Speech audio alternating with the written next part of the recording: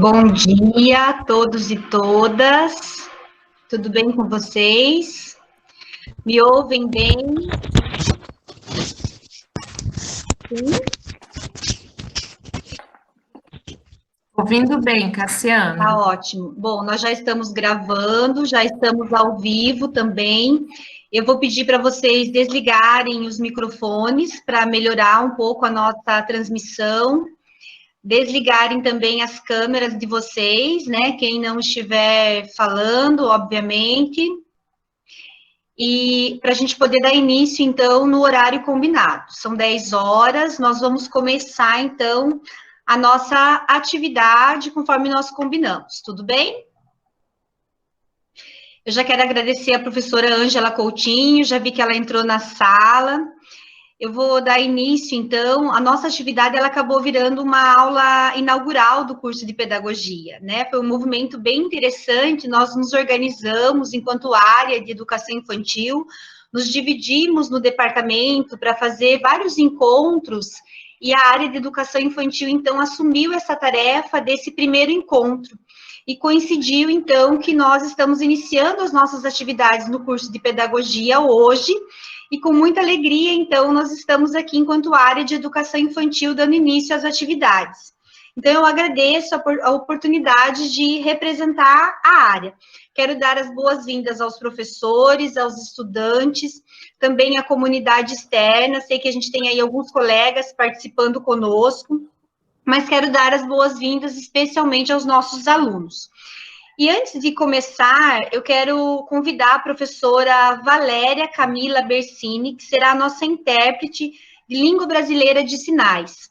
Nós tivemos que nos adaptar, né, a esse momento por conta das ferramentas, nós não conseguimos fazer, eu peço desculpas para vocês, uma transmissão pelo YouTube, ficamos com medo de cair o sinal e uma série de questões. Então, nós pensamos numa alternativa, nós vamos abrir uma sala, vamos passar o link, né, a área de educação infantil está toda mobilizada aí, nos ajudando, a professora Cleide já colocou no chat ali o endereço para vocês, né, que precisam dessa acessibilidade, e depois nós vamos fazer a gravação simultânea para o YouTube, que vai estar disponível no site do colegiado. Então, por favor, professora Valéria, se apresente para poder fazer aí o seu contato com as pessoas que precisam dessa acessibilidade, por gentileza. Bom, eu vou falar então primeiro, né, porque a Libras é uma língua e o português é uma outra língua, não dá para falar as duas juntas. Bom dia a todos os alunos que estão participando, os alunos da UEL, os alunos também da comunidade externa. Espero que todos vocês aproveitem a palestra de hoje, as atividades de hoje, e quem precisar da interpretação em Libras, eu espero vocês lá na outra sala e o link já está disponível aqui. Agora eu vou falar em Libras rapidinho também.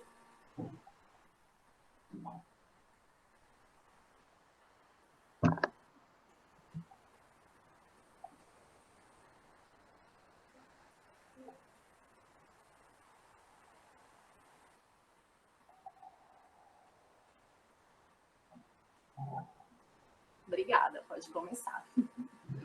Muito obrigada, professora Valéria, agradeço, né, o seu aceite, aí a área da educação infantil fez o convite e a professora prontamente nos acolheu, então, e desde já eu agradeço.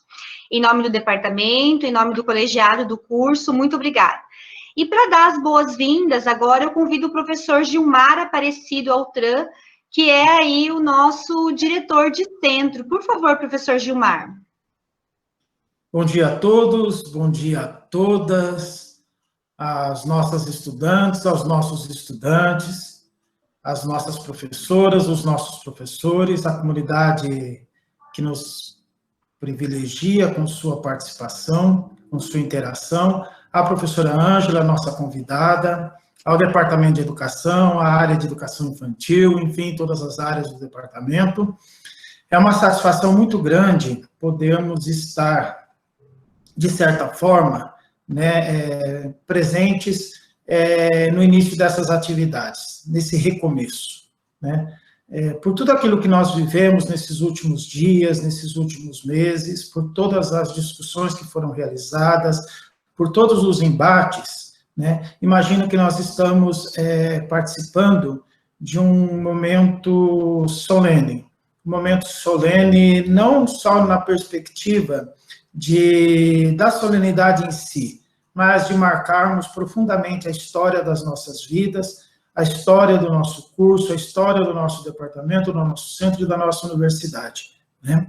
Que tenhamos todos nós, assim, bastante disponibilidade de entender essa situação, sermos solidários, termos empatia, acima de tudo, compreendermos, né, as nossas necessidades, as necessidades do outro, e aos poucos, né, irmos ajustando essas questões, para que possamos dar as respostas conforme os nossos estudantes, as nossas estudantes, professores, professoras, enfim, toda a comunidade anseia. Desejo um excelente evento a todas vocês, a todos vocês, parabenizo o Departamento de Educação, o Colegiado do Curso de Pedagogia, a área de Educação Infantil, por essa iniciativa, por essa belíssima iniciativa. Hoje, imagino que grande parte da comunidade estudantil da UEL estejam reunidos, né, nas suas mais diferentes programações. E nós estamos aqui. São muitas, são várias, né? Que bom que estejamos aqui, e que bom também que tenhamos essa sensibilidade de pensar em ações para aqueles que nesse momento não puderam estar aqui. Certamente nós faremos isso, certamente nós estaremos mais próximos dessas pessoas que realmente precisam da gente nesse momento. Bom dia a todos, bom trabalho, já peço desculpas que eu não vou poder ficar, em função das inúmeras atividades que temos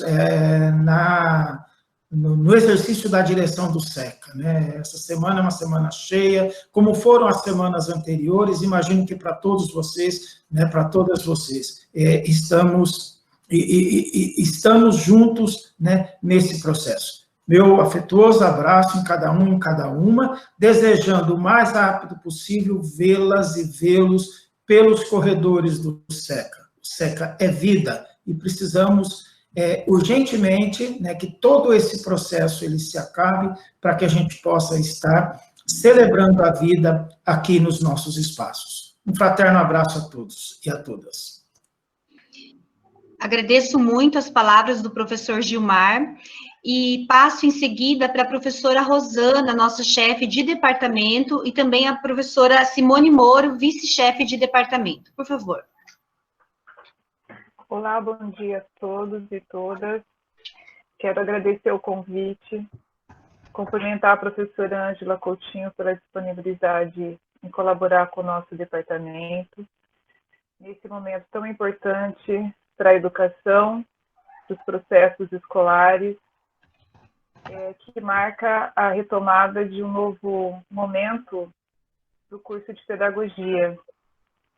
Quero agradecer o apoio da direção do centro, do professor Gilmar, do professor Rogério, e todos os esforços que eu sou testemunha que fazem no sentido de favorecer o trabalho dos professores e favorecer a participação dos nossos estudantes nesse momento. Queria ressaltar também a importância e o trabalho do colegiado do curso de pedagogia, todos os membros e tudo que foi feito até aqui para que a gente pudesse chegar no início dessa nova caminhada, e especialmente a minha gratidão e o meu cumprimento, e se tivéssemos perto, o meu abraço à professora Zuleika pela coragem de coordenar o grupo e coordenar todas essas atividades. E também gostaria de agradecer a todos os professores do departamento. Nós estamos juntos, são novos desafios. Eu acredito que nós vamos caminhar com muitas dificuldades, sim, e com muitos desafios, mas eu também acredito que nós teremos a colheita, talvez nós teremos a experiência de novos processos de aprendizagem, que com certeza melhorarão os nossos processos de humanização, de estudantes e de professores. Queria agradecer o trabalho da professora Simone, que acompanha comigo a direção, desculpa, todo o trabalho, né, da chefia do Departamento de Educação e convidá-la a se manifestar também.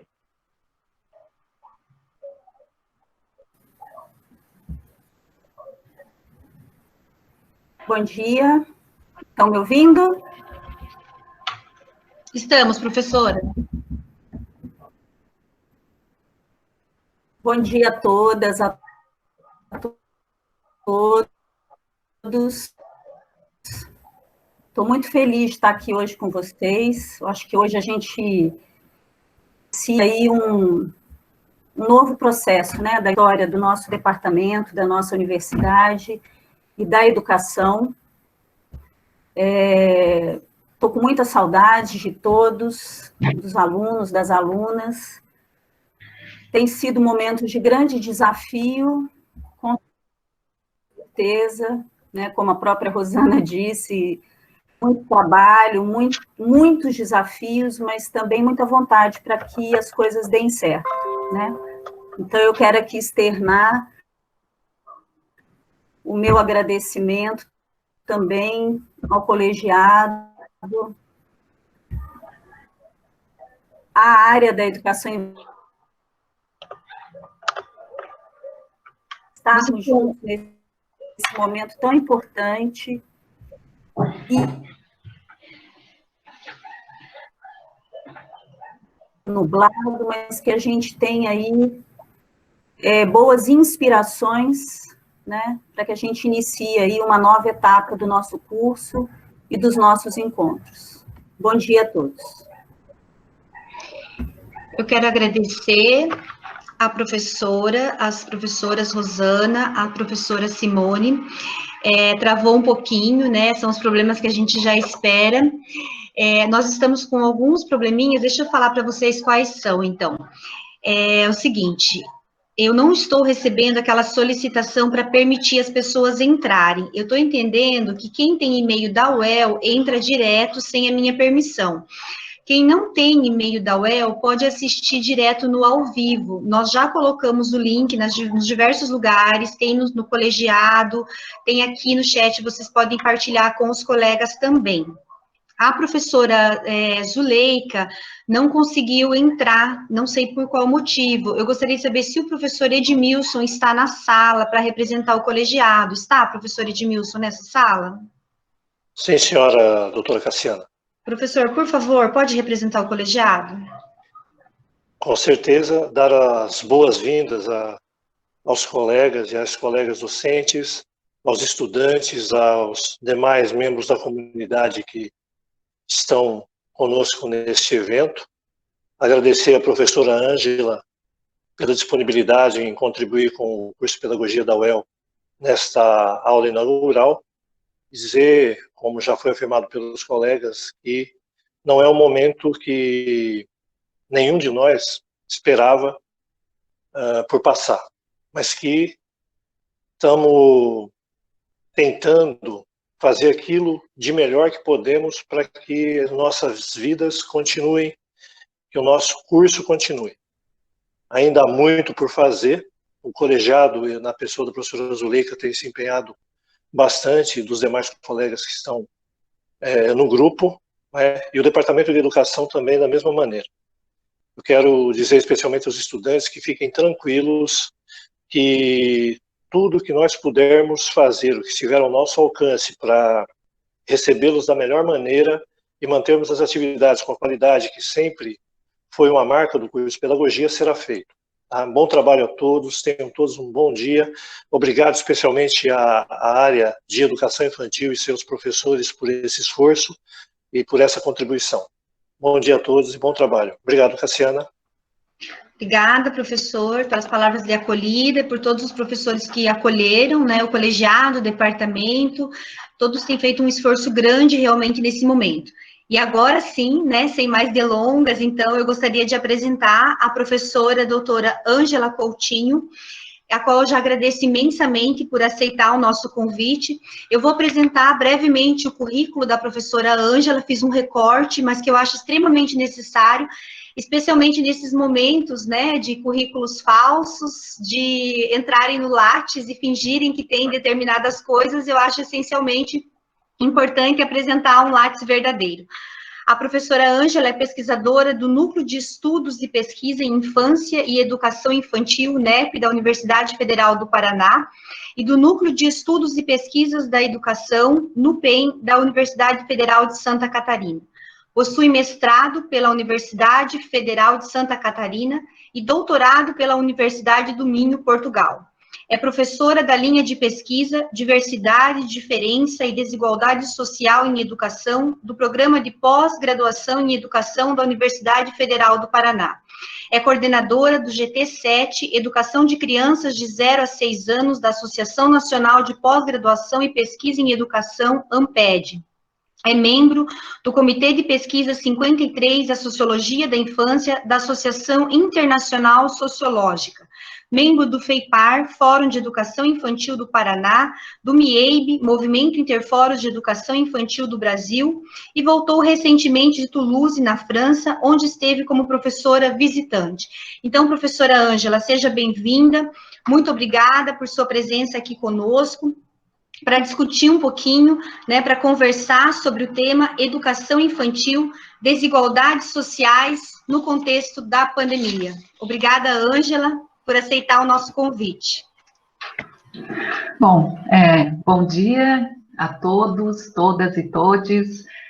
Quero começar aqui fazendo um agradecimento especial ao Departamento de Educação, ao colegiado do curso, à área da educação infantil, da Universidade Estadual de Londrina, em especial a Cassiana, que foi quem fez a mediação desse convite, e com quem eu tenho estado de forma bastante recorrente nos últimos tempos, aí, né, lutando e atuando de forma intensa em defesa de uma educação infantil de qualidade para as crianças de 0 a 6 anos, e agradecer principalmente essa acolhida, né, que é sempre tão importante. Eu gosto desse processo do acolhimento, né, e aqui na fala do Gilmar, da Rosana, da Simone, não só me acolhendo, mas acho que acolhendo a todos e todas que aqui, né, estão participando, em especial as estudantes e aos estudantes do curso de Pedagogia, por quem eu tenho um apreço bastante grande, já que é minha área de formação e minha área também de atuação profissional, né, então, há 20 anos já que eu estou na área da pedagogia, pesquisando e também trabalhando como docente. Então, dizer para vocês que para mim é um prazer, embora não seja o melhor momento, né, a gente não se sinta completamente satisfeito de ter que fazer essas discussões no contexto, né, em que estamos, mas também tenho entendido que a gente não pode abrir mão desse papel, que é tão importante, de também aproveitar esses espaços de debate e a possibilidade aí de tensionar algumas questões que, nesse momento de pandemia especial, né, se colocam para nós de forma mais desafiadoras, né. Um pouco nesse sentido, eu quero já iniciar justificando para vocês o porquê da proposta desse tema, né. Bom, primeiro dizer assim, eu me organizei e conversei com a Cassiana para organizar uma fala inicial e depois ter um espaço também de abertura de diálogo, que eu também julgo bastante importante. Eu vou tentar ser bem disciplinada no tempo, para não me estender muito, e nós assegurarmos esse momento de conversa, mas quero dizer que se durante a minha fala, em algum momento, vocês sentirem necessidade de me parar, pedir para eu falar um pouco mais devagar, ou retomar alguma questão, fiquem muito à vontade, tá? Eu só vou pedir para que isso seja feito, se for o caso, talvez pela Cassiana, a partir de indicações do chat, porque eu não consigo, eu tenho um pouco de dificuldade de acompanhar muita coisa ao mesmo tempo. Então, eu não consigo acompanhar as mensagens que vão chegando. Mas, se for necessário, por favor, vocês pausem a minha fala, que eu retomo aqui alguma questão, mas, de qualquer modo, após a minha fala, a ideia é que nós tenhamos um tempo de debate. E... Posso só falar uma coisa? Eu esqueci, não é que eu esqueci, eu fiquei tão feliz em te apresentar, né, eu acho que para nós da área, né, eu fiquei tão empolgada com o currículo da Ângela, tudo, e daí a Ângela, eu queria que ela falasse, desse as boas-vindas, né, mas pensando nessa acolhida e como que a gente receberia, e eu sei que você gosta muito do Manuel de Barros, e eu preparei uma acolhida para você. Eu posso falar rapidamente? Claro, Me dá claro, licença? por E vocês me favor. dão licença? Porque eu fiquei pensando, gente, como que nós vamos começar, né, a nossa manhã recebendo a Ângela Coutinho, que para nós é um privilégio muito grande, né? Abrir o nosso curso de pedagogia, abrir as nossas atividades acadêmicas num momento tão difícil como os colegas, né, que antecederam já falaram, tocar num assunto tão delicado como esse que você vai tocar, mas com um pouco de delicadeza, com um pouco de leveza, com um pouco de esperança. E aí eu me lembrei, né, acompanhando o teu percurso, o quanto você gosta do Manuel de Barros. E aí, assim, lógico, né, em decorrência do tempo, é só um recorte mínimo, assim, né, para gente pensar um pouquinho, né, ó. Foi capaz de modificar a tarde, botando uma chuva nela. O menino fazia prodígios, até fez uma pedra dar flor. A mãe reparava o menino com ternura. A mãe falou: meu filho, você vai ser poeta. Você vai carregar água na peneira a vida toda, né? Eu esqueci de dizer que a minha escolha, então, nesse momento, foi o menino que carregava água na peneira. Porque aí, Ângela, eu fiquei pensando, não que o Manuel de Barros, lógico, escreveu para isso, lógico que não, mas eu fiquei pensando, né, diante de tanta dessa leveza, dessa boniteza, desse encanto, como permitir que as crianças coloquem água nas peneiras, sonhem em ser poetas, pesquisadores, artistas, professores, bombeiros, médicos, qualquer coisa que as crianças desejem nesse contexto permeado por desigualdades. Né, que eu acho que é um pouco do que você podia trazer para nós, podia conduzir um pouco da sua conversa, das coisas que você tem estudado, que você tem visto, do que você tem trabalhado muito aí nos grupos que você tem discutido aí com os pares, do trabalho que você tem feito na Amped, do que você podia trazer para nós e para os nossos alunos também. Agora eu vou deixar você sossegada e falar bem tranquila, não vou interromper, né, e eu acho que é isso mesmo, as perguntas podem vir pelo chat, eu seleciono, e depois, a hora que você se sentir tranquila, a gente faz para você. Tá bom? Muito obrigada. Fique à vontade, não vou interromper mais. Imagina. Se é para interromper com poesia, não tem problema. Bom, eu vou partindo até um pouco agora, já que tu fizeste, né, essa inclusão, Cassiana, assim, vou justificar um pouco a temática. E quero dizer, justo por isso, assim, eu venho de um campo de pesquisa que é um campo que busca, né, interseccionar temáticas que vão tratar categorias, né, que vão pensar a infância e a educação das crianças pequenas a partir dos processos, né, que têm constituído determinados lugares sociais para as crianças, né, e uma das nossas defesas, sobretudo, né, dos grupos de pesquisa que eu faço parte, é da importância da gente considerar as crianças como atores sociais e considerar esse princípio da criança, né, enquanto um sujeito político, né, político no sentido de que as políticas que são pensadas na sociedade, de modo geral, afetam as crianças, ainda que muitas delas não sejam pensadas direcionadas às crianças, mas elas afetam as crianças, e eu vou falar disso um pouco mais para frente, e também porque as crianças são sujeitos políticos na perspectiva de que elas têm muitas coisas importantes a nos dizer, quando se trata da vida delas, quando se trata de questões que dizem respeito às escolhas que nós, adultos, fazemos em relação às crianças, né? Então, eu acho que a poesia do Manuel de Barros também nos remete um pouco para essa perspectiva, né? Do que significa para as crianças carregar água na peneira e os adultos entenderem, né, a partir de uma licença poética, que as crianças, de fato, têm muito a nos dizer e que nós precisamos fazer esse exercício, né, do esforço de escuta das crianças e da consideração das crianças também como sujeitos políticos, né, nessas dimensões, na dimensão de que ela tem direito de manifestar-se sobre aquilo que lhe diz respeito e que nós, adultos, temos a obrigação de considerar que tudo que nós pensamos no âmbito da sociedade, no âmbito das políticas, ainda que muitas vezes não seja direcionado às crianças, afeta de modo direto a vida das crianças, né? Então, vou conduzir um pouco a minha discussão no sentido de uma defesa dessa perspectiva Mas para fazer isso eu vou tratar de alguns dados que são dados mais gerais, né, que são dados mais, inclusive, macroestruturais relativamente à educação das crianças. Alguns desses dados, eles não são tão positivos ou tão otimistas, né, mas eles nos chamam para uma realidade que ela é necessária de ser conhecida, inclusive porque nós precisamos pensar do ponto de vista de uma atuação da educação nos contextos de vida das crianças, em qual é o papel da educação no sentido de mitigar esses processos de desigualdade e de exclusão social, né? Então, pensando um pouco no quanto esse debate ele está presente nesse momento, né? E ele está presente por vários motivos, né?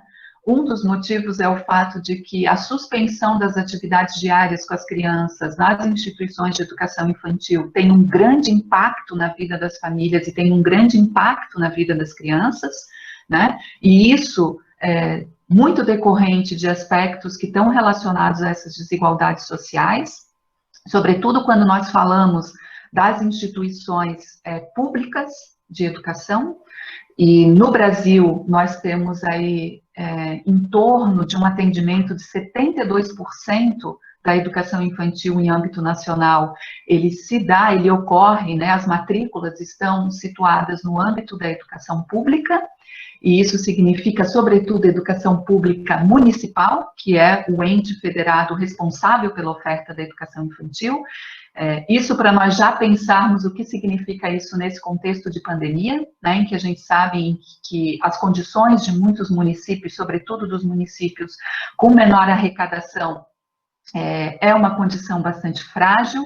Então nós precisamos olhar com isso também, né, para esse contexto com atenção, e o quanto para nós também é importante pensar na nossa defesa, e esse momento eu diria que é um momento primordial nesse sentido, que a nossa defesa é de recurso público para a educação pública, para que a gente possa ofertar uma educação pública de qualidade e que ela permaneça gratuita para as nossas crianças, né? A gente tem observado aí um conjunto de processos de privatização da oferta, e nesse momento de pandemia isso tem se intensificado justamente porque nós vivemos um momento completamente excepcional. Algumas alternativas têm sido pensadas nesse sentido, né? E muitas redes de ensino têm aceitado, né, ou têm flexibilizado ainda mais essa relação com os sistemas privados, com as grandes fundações, enfim, com os interesses privados de oferta da educação, né, de modo geral, da educação básica de modo geral, mas isso também tem ocorrido na educação infantil. Então, nós temos que ficar atentos, porque esse processo pode ser, né, uma grande porta de entrada para algo que permaneça no pós-pandemia. Então, esse olhar atento em relação a partir do princípio, né, que a nossa defesa é educação pública, gratuita, laica e de qualidade, né, para todas as nossas crianças. Embora a gente já tenha um alto percentual de atendimento na rede pública, a nossa defesa é que ele se amplie ainda mais, né, a partir desse tipo de oferta. Bom, e pensando, então, nessas características, né, e no quanto a gente tem sentido, e quando se tem debatido os impactos da suspensão da oferta da educação infantil, né, da oferta presencial da educação infantil, eu propus a Cassiana que nós fizéssemos hoje aqui uma conversa, né, a partir dessas características, né, das marcas de desigualdade social, que já estavam presentes, né, no período anterior à pandemia, e que na pandemia, obviamente, né, eu tenho dito um pouco que, na minha compreensão, a pandemia é quase como uma lente, né, que nos permite mirar de forma mais ampliada os problemas que já estavam presentes e que muitos de nós e muitas de nós que estão na área, que discutem, que pesquisam esse contexto já sabem, já conhecem, ou as famílias, né, que são aquelas que procuram o serviço, ou quem trabalha na gestão da oferta também já conhece, já sabe dessas problemáticas, mas que agora no período da pandemia, obviamente, elas ganham uma visibilidade maior, né? Então, trazer um pouco desses aspectos da desigualdade para a gente aqui discutir e pensar que possivelmente esses aspectos, essas marcas, esses fatores de desigualdade, eles tendem a se intensificar nesse período de pandemia e possivelmente no período de pós-pandemia também, né?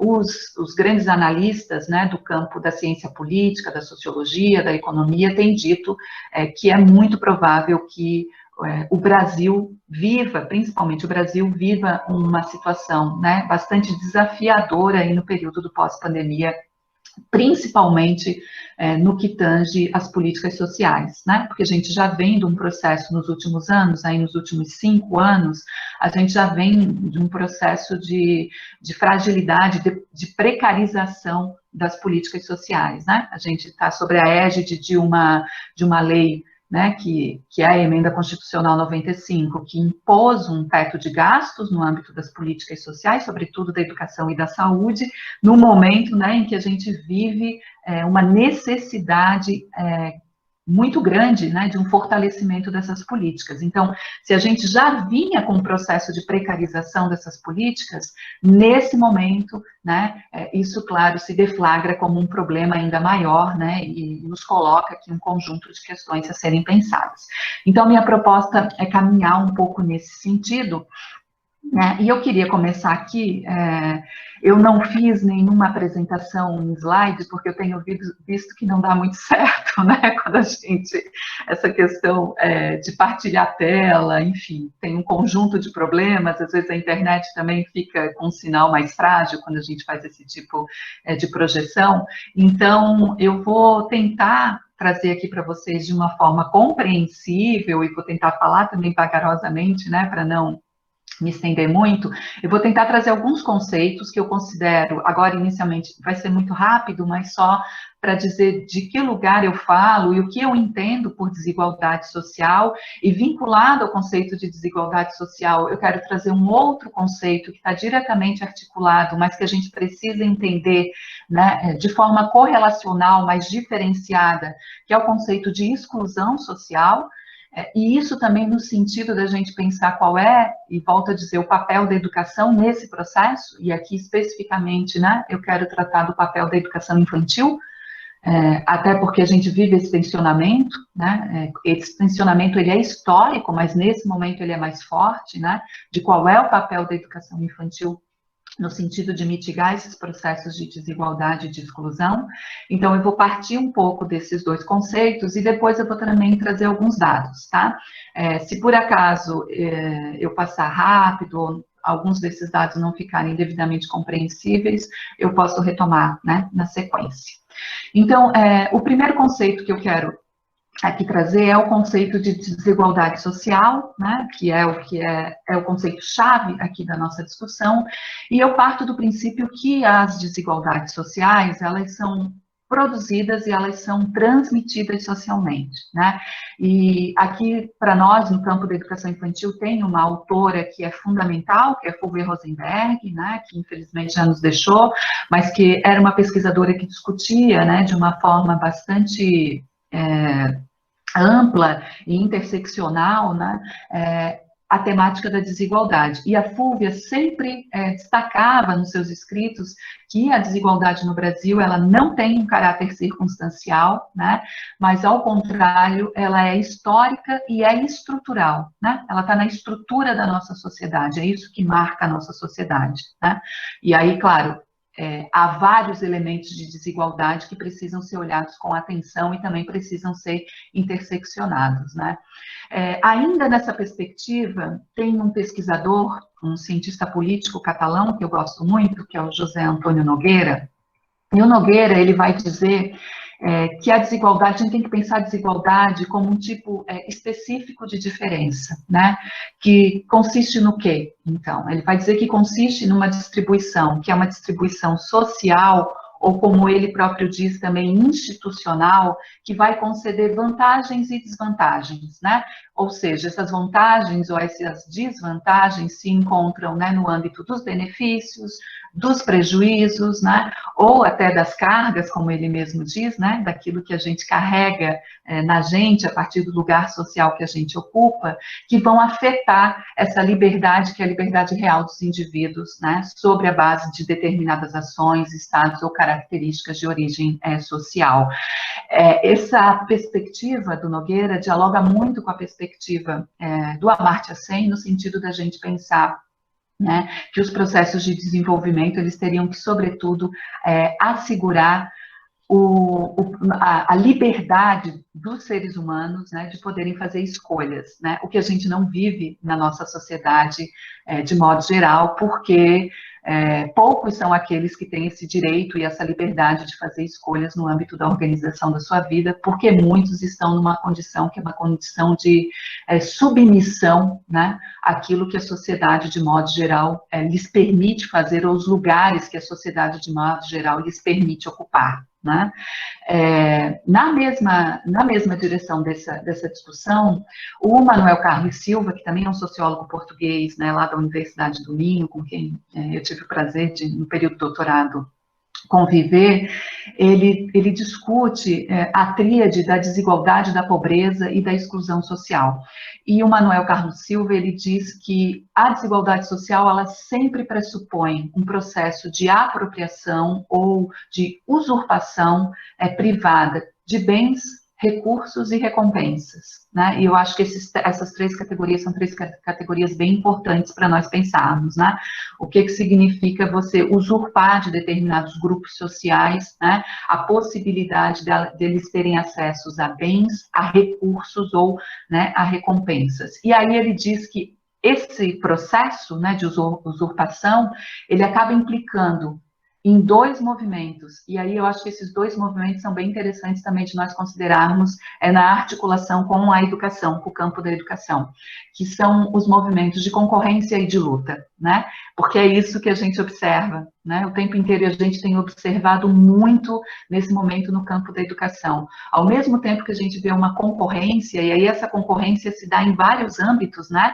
No âmbito ideológico, né, de uma dada concepção de educação, como, por exemplo, nós temos acompanhado, né, aproveitando que ontem foi o dia, né, do orgulho LGBTI+, como a gente tem acompanhado uma disputa gigantesca, né, do ponto de vista do debate sobre gênero no âmbito da educação, uma disputa que vem nos últimos anos se acirrando, né, e com uma perspectiva que praticamente deslegitima, né, a importância e a necessidade desse tipo de debate no âmbito das instituições educacionais, mas, ao mesmo tempo, a gente observa um processo de luta e de resistência, né, no sentido de que a gente também se contraponha a esse discurso, né, que quer excluir esse tipo de debate do âmbito da educação, como se fosse possível a gente pensar a vida em sociedade, né, sem debater questões ligadas à diversidade sexual e de gênero, e como se, ao fazer esse debate na educação, né, ele fosse simplesmente ser anulado e não fosse continuar existindo, né, pelo contrário, a sua ausência causa consequências muito piores, né, do ponto de vista do avanço nesse confronto, nessa luta, né, pela superação dessas desigualdades, desses processos de exclusão das pessoas, né, que são LGBTI+. Então, a gente vai observar que esses processos de desigualdade, né, que vão incidir em várias minorias, esse processo de desigualdade, ele propõe, então, ele acaba implicando nisso que o Manuel Carlos Silva tão brilhantemente destaca, que é concorrência, mas é luta também. Então, acho que esses dois movimentos precisam, é justamente essa possibilidade, né, que nos enche de esperança, no sentido de que a luta se dá nessa interlocução com a concorrência no processo de uma instituição das desigualdades, né? Bom, então, já pensando no avanço da articulação desse conceito de desigualdade com o conceito de exclusão social, né, a gente precisa pensar que a exclusão social que está diretamente implicada na desigualdade, mas ela é resultante, ora, né, das formas de concorrência e competição, né, desses diversos tipos, né, que a gente poderia, inclusive, falar em diversos tipos de mercado, ora das relações que são fechadas, né, próprias em determinados círculos, né, e aí esses círculos, eles tendem a usurpar, monopolizar ou restringir o acesso a determinados recursos, bens, vejam, saberes e funções também, né? Então, a gente não fala só de recursos do âmbito econômico ou financeiro, a gente está falando que também há desigualdade do ponto de vista do acesso, e não só do acesso, mas também da socialização de determinados saberes e funções. Haja vista um debate que se tem feito muito, né, desde a década de 80 para cá, a gente tem feito um amplo debate no sentido da gente, sobretudo a partir dos estudos pós-coloniais, né, no sentido da gente superar essa perspectiva de uma história, de uma história única, né, que é muito eurocentrada, que é bastante determinada pelos países que detêm, né, os grandes monopólios econômicos do mundo, e também reconhecer que há outras histórias, que há outros pertencimentos que precisam ganhar visibilidade, né, sobretudo aqueles que fazem parte do sul do mundo, né, os conhecimentos africanos, indígenas, orientais. Então, a gente também tem tido um processo de reconhecimento da necessidade, né, de propor outros movimentos, né, que também estão ligados aos saberes, né, e que se contraponham a esse processo de exclusão, né, de determinados grupos sociais, né. E também a gente pode pensar nesse processo de exclusão, né, a partir da desigual atribuição e distribuição de poderes, né, e recompensas pela via política, né, que é algo que a gente também observa. É muito recente a mudança nesse sentido, mas a gente observa, né, que determinados grupos se mantêm nesses contextos, né, e determinadas pessoas se mantêm em determinadas posições num processo de reprodução dessas desigualdades, de manutenção desses lugares, desses status quo, né. Então, assim, para fechar, eu acho que essa parte desses dois, né, desses dois conceitos, eu acho que é importante que se ratifique, né, essa ideia que está muito presente, sobretudo nos escritos, né, como eu disse, do Manuel Carlos Silva, de que a desigualdade, ela detém uma certa, digamos, prioridade analítica em relação à exclusão, né, tendo em vista que mesmo, né, que a exclusão, ela recrie, né, e ela até reforce certas formas de desigualdade, e é verdade, né, porque a exclusão faz isso, ela recria e reforça determinados processos de desigualdade, mas também a gente precisa entender que ela é, antes de mais, e esse dado é um dado importante para nós, né, ela é um produto desse próprio processo, né, desse próprio sistema de desigualdades sociais, né. Então, ao ter essas diferentes disputas, né, essas diferentes vinculações de privilégios, né, ou de processos que são processos de não reconhecimento de determinados grupos sociais, a gente acaba por, né, propagar, né, por manter esse processo de desigualdade, que, por sua vez, né, tem como um resultado os processos de exclusão social, né. Então, a partir desses grandes conceitos de desigualdade social, de exclusão social, né, que são conceitos que, nesse momento, nos afetam, né, de modo muito direto e talvez com um pouco mais de presença, né, porque nunca se viu tantas discussões no âmbito das mídias, né, a gente nunca ouviu falar tanto, por exemplo, em renda emergencial, em desemprego, né, porque esses assuntos, eles vinham de forma muito pontual, né, e de forma muito isolada, e nesse momento todo esse debate, ele é um debate que nos aparece de uma forma muito articulada, né, porque a gente tem vivido, né, num único momento, processos de desemprego em massa, né, de fechamento de oferta de serviços, de comércios, de pessoas que ficaram sem renda alguma, de pessoas que ficaram sem acesso à alimentação, à saúde. Então, como tudo isso se coloca, né, em algumas situações, como situações de guerra e de pandemia, né, e para as gerações, né, para as nossas gerações, esse é possivelmente o primeiro momento, né, em que a gente está vivendo, e eu espero que ele não se repita, mas é o primeiro momento em que nós estamos vivendo, né, um processo de contingência tão grande. Então, todas essas desigualdades, elas nos aparecem, né, assim, a gente vê essas desigualdades que são multidimensionais, mas todas se colocam para nós ao mesmo tempo, né? Então, a partir dessa ideia, eu quero focar, e eu vou focar agora, né, no debate sobre a educação infantil, para destacar um pouco que essas desigualdades, né, que já estavam presentes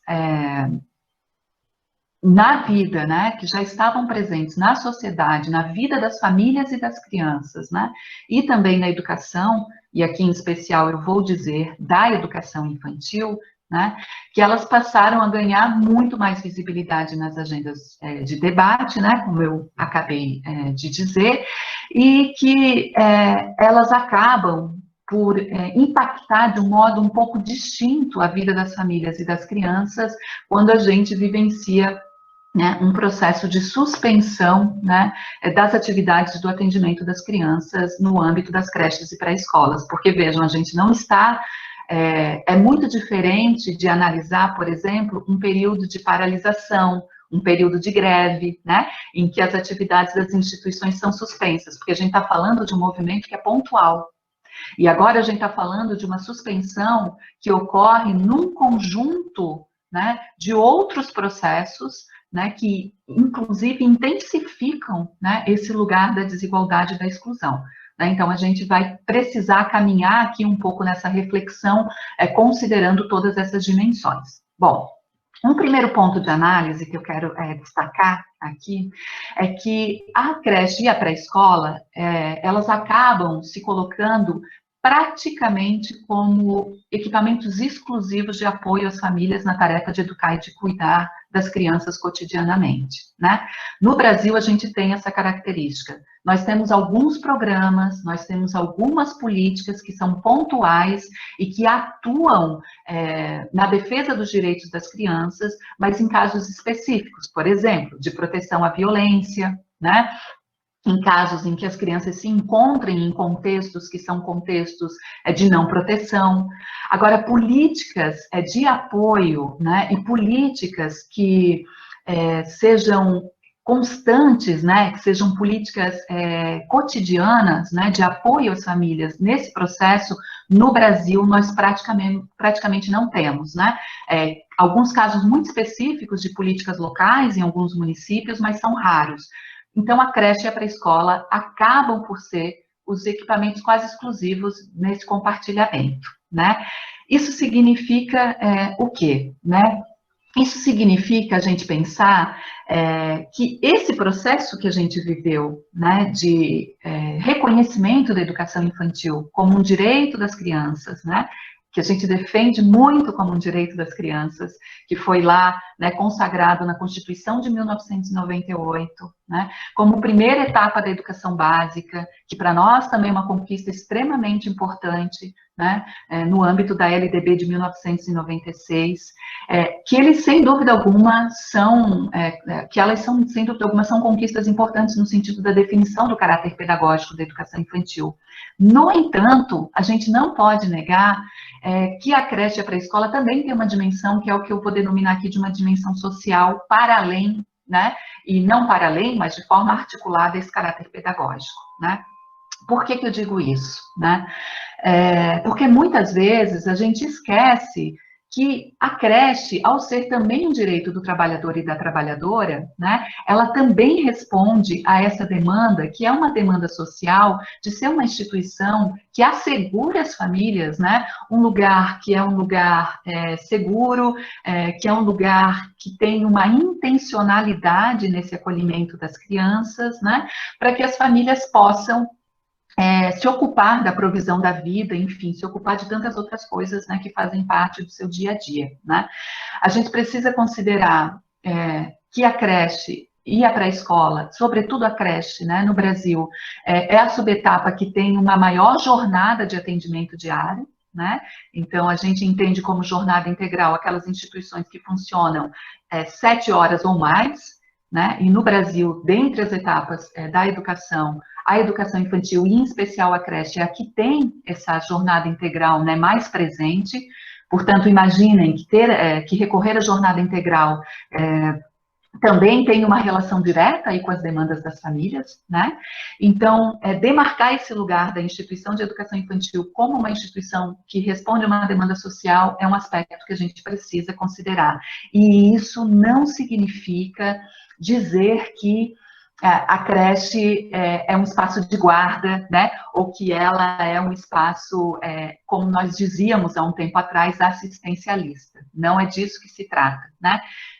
Estamos aqui colocando a questão de que a creche, sim, num país desigual, e a creche para a escola num país tão desigual como o Brasil, responde também a essa demanda, né? A gente, ao longo desse percurso histórico da educação infantil, né, obviamente que foi construindo uma outra concepção para essas instituições educacionais, né? Lembrem vocês aqui, né, nas disciplinas de História da Educação, né, de História da Educação Infantil, que quando as creches surgem, né, lá no final, no início, né, do século XX, praticamente, né, quando as creches surgem, elas eram vistas como um mal necessário, né, era assim que se falava das creches, né, se dizia que as creches eram um mal necessário, e que o ideal era as crianças estarem no seio da família, né, que a mãe era a pessoa, né, ideal para cuidar da criança, e depois isso ainda permaneceu um bom tempo no nosso discurso, a partir das teorias, né, que discutiam a teoria do apego, né, do quanto para a criança a figura da mãe era uma figura importante, mas a própria psicologia, né, e os próprios estudos sobre a inserção das crianças em contextos públicos de educação e cuidado já reviram essa teoria, né? O avanço, inclusive, né, no debate sobre a igualdade de gênero, né, no direito das mulheres de também frequentarem determinados espaços públicos, né, de acederem ao mercado de trabalho, né, o próprio debate também acerca das diferentes formas, né, de constituição das famílias, né, dos diferentes arranjos familiares que nós temos, as discussões também, né, sobre os saberes em torno da criança pequena, né, e do quanto para a criança é importante ela conviver com outras crianças, para o seu próprio processo de desenvolvimento. Todo esse processo, né, ele tem nos informado sobre a importância das crianças estarem nesses lugares públicos de convivência, de educação e cuidado, né. Então, a gente teve um avanço significativo nesse sentido, além do campo do direito, né, também no campo dos saberes, né, e no campo das práticas sociais. Então, se a gente avançou tudo isso, né, sobretudo ao longo do século XX, mas principalmente agora no início do século XXI, né, a gente entende também por que para as famílias e por que para a sociedade de um modo geral, o fechamento das instituições acaba provocando, né, uma reação no sentido também da valorização desse lugar, né, seja por uma demanda social ou seja também por essa compreensão, né, de que é direito das crianças estar nesse espaço público, né, de educação e cuidado, né. Então, se a gente consegue ter essa compreensão, né, dessas dimensões que incidem, né, nesse tensionamento que a gente tem vivido nesse momento, né, acerca da suspensão das atividades com as crianças, né, a gente precisa avançar no sentido de pensar que, se o fechamento das instituições foi necessário, e aí vejam que a gente teve o fechamento de todas as instituições educacionais, praticamente, no Brasil, né, tanto da educação infantil quanto ao ensino superior, né, inclusive a pós-graduação. Se a gente e no caso da educação infantil, ela tem uma especificidade, né, no sentido de que as nossas práticas pedagógicas com as crianças pequenas, elas implicam, elas necessitam, né, pela natureza do trabalho pedagógico e também pela especificidade do grupo etário com o qual a gente trabalha, né, elas exigem interação, elas exigem contato físico, né, então, essa característica nos põe ainda mais num lugar que é um lugar de atenção, né, que é um lugar de uma necessidade de um cuidado, de uma priorização da vida dessas crianças, né, não só das crianças, mas também das crianças, das profissionais e de quem convive, de quem está no entorno, né, desses sujeitos, né. Se a gente entende dessa forma, mas ao mesmo tempo a gente entende que há, sim, né, uma incidência na vida das crianças do ponto de vista de todas essas desigualdades, né, então a gente vai ter que ampliar esse debate e pensar que se as crianças, em alguns contextos de vida, né, elas estão aí submetidas a riscos, né, porque o seu atendimento diário está suspenso, né? Então, muitas crianças possivelmente estão passando, né, por situações de não terem acesso a uma alimentação sadia e equilibrada, como elas tinham, né, dentro das instituições educacionais. Muitas podem estar em ambientes que são tidos como ambientes insalubres, né?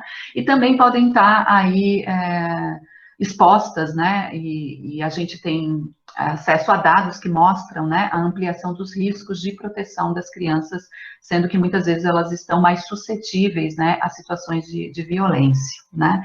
E aí tem um dado que eu considero um dado bem importante da gente levar em conta, quando a gente também pensa nas realidades de vida das crianças. Esse dado está presente num relatório que quem se interessa pela educação infantil, eu indico, né, que acesse, que tem como título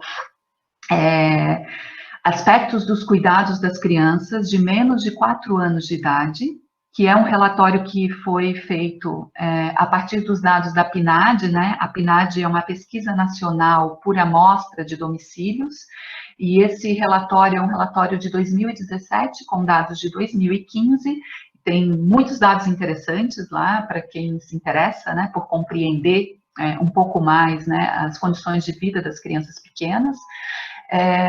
E um dos dados desse relatório, que é um dado que é bastante assustador e importante, diz que 73,9... Oi? Alguém comentou alguma coisa aqui? Não? Ah, tá, desculpa. Que 73,9% das famílias, né, com renda per capita entre nenhum e um salário mínimo possuem crianças de até 4 anos de idade, né? Ou seja, grande parte das famílias que vivem numa situação de pobreza, né, tem crianças pequenas nas suas casas. E então, esse dado é um dado que nos fala, né, dessa desigualdade que incide na vida das crianças, né, e no cotidiano das famílias, né. Mas a gente também tem que considerar um outro dado quando a gente recorre, né, a esses elementos sobre como as nossas crianças que estavam cotidianamente na instituição de educação infantil estão vivendo no momento, né, que é considerar que na creche, por exemplo, né, só 34,1% das crianças de 0 a 3 anos estão matriculadas nessa subetapa, né. Esses dados são super recentes, semana passada saiu o Anuário da Educação Básica, né, de 2020, então são dados relativos ao ano de 2017, 2018, e se a gente pensar que só 34% das crianças, né, estão matriculadas em creche, né, e aí, se a gente olha ainda para esse dado desagregando por região, a gente vai ver uma desigualdade ainda maior, né? Por quê? Porque a gente vai ver que 18,3% só das crianças do norte frequentam creche, seguida de 26,9% das crianças do centro-oeste, 30% das crianças do nordeste, 40,4% das crianças do sudeste, e vejam, a nossa região é a região que tem o maior índice de atendimento, que é 40,9%, inclusive acima da média nacional, né, e muito mais próxima de atender a meta que foi colocada no nosso Plano Nacional de Educação, né, que já tem aí 6 anos, e a gente tem só 4 anos para atendê-la, que é de 50% de atendimento, né? Então, vejam que já há uma desigualdade gigantesca se a gente faz essa análise por região. Se a gente olhar ainda um outro dado, é ainda mais assustador, e aqui eu quero problematizar uma questão com vocês, porque quando a gente pega o dado de renda, né, de classe social, a gente vai ver que no quintil mais pobre das famílias, né, da população brasileira, só 26% das crianças que pertencem ao quintil mais pobre estão na creche, e 55% que pertencem ao mais rico estão na creche, né? Então, vejam que aquela ideia de que a creche é um equipamento para a população pobre, né, ela não é verdadeira, né? Ele não é verdadeiro, esse argumento, porque se a gente olha o dado vai nos dizer que as crianças, de fato, muito pobres, não estão na creche, né? Então, a gente pode se questionar, onde estão essas crianças de 0 a 3 anos, né? Se só 26% delas, que fazem parte, né, do quintil mais pobre da população, acessa a creche, né? Isso tem a ver com um aspecto que confronta diretamente o direito à educação infantil. Vocês sabem, melhor do que eu, nos municípios, né, em que vocês estão, aí na região de Londrina, eu imagino que socorra, como não há vaga para todos, o que se faz? Se cria critérios de acesso para as instituições, né? E esses critérios, muitas vezes, eles estão vinculados a quais, né, condições?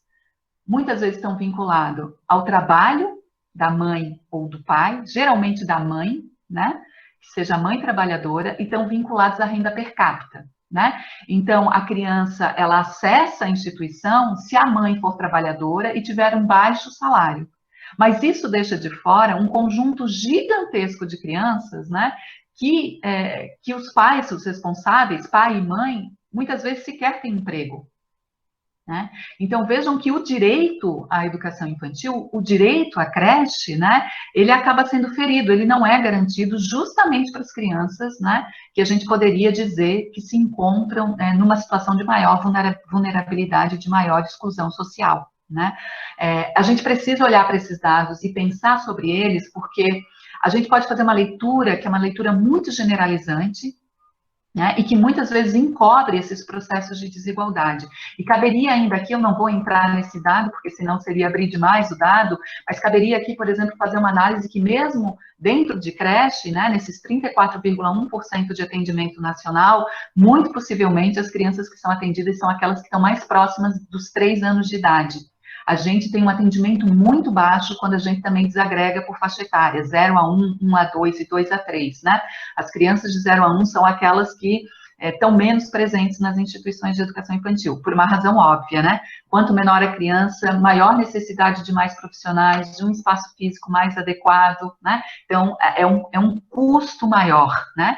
Então, muitas vezes as redes de ensino dizem que atendem o 0 a 3, mas efetivamente, quando a gente olha esse atendimento, as crianças de 0 a 1 ano estão fora. E aí a grande pergunta que fica, de fato, é onde estão essas crianças, né?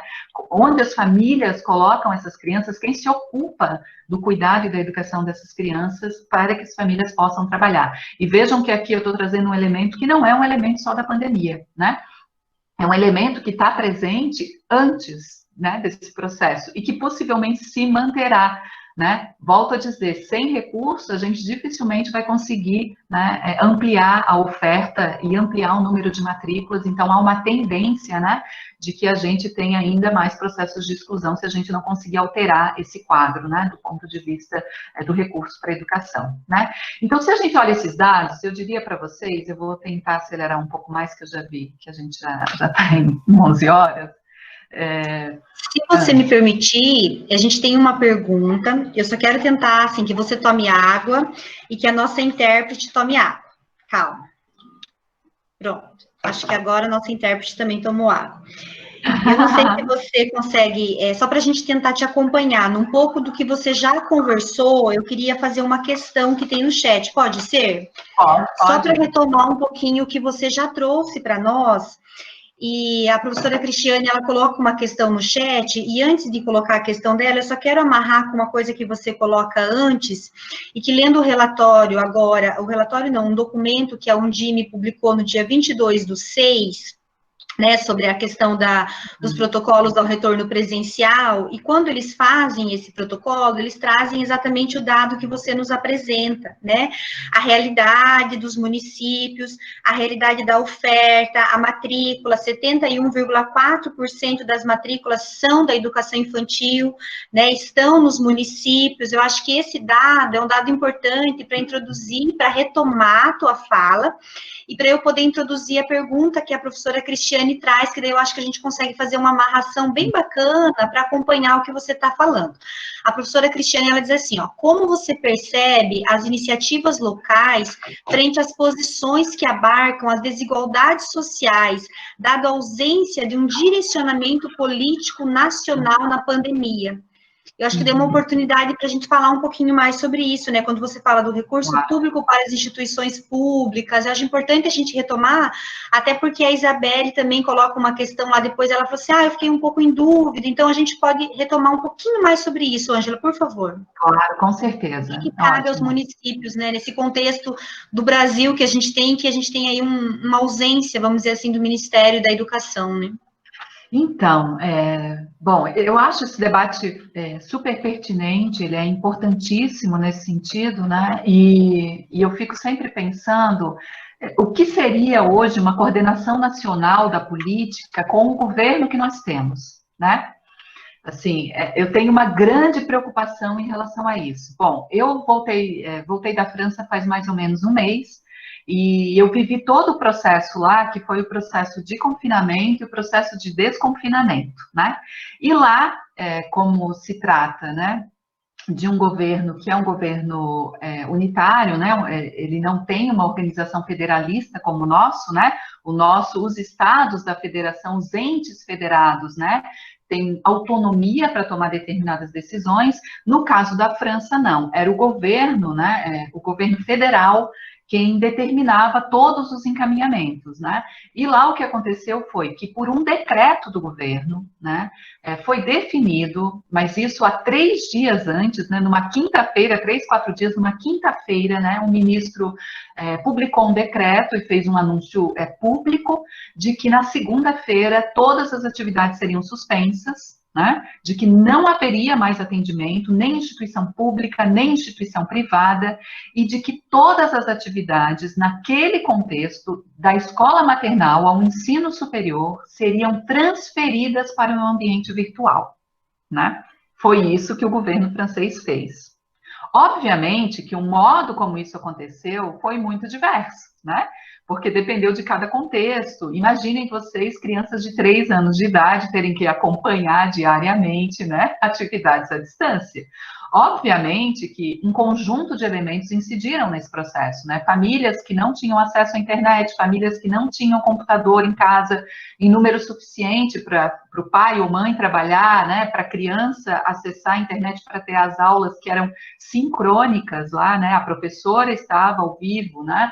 Para a criança acompanhar ou fazer atividades que ficavam disponíveis numa plataforma. Então, houve todo um processo, naquele contexto, que foi um processo de ressignificação, a ponto das professoras, num determinado momento, dizerem assim, entrem, registrem a frequência de vocês na plataforma, né, e não se preocupem em fazer as atividades, né, a professora diz, olha, eu vou sugerir um livro para contar a história vai estar lá disponível, quem tiver o livro em casa conta, quem não tiver, acessa a história que está disponível lá na plataforma, então foi se criando formas de resistência, né, assim, e de, digamos, transgressão, né, a esse processo que foi imposto pelo governo. A mesma coisa aconteceu no processo de desconfinamento deles, né, o governo também, de uma semana para outra, lançou um documento extensíssimo, que era um protocolo sanitário de retorno, sem a participação das professoras, né, sem a escuta das famílias, sem a participação de ninguém, né.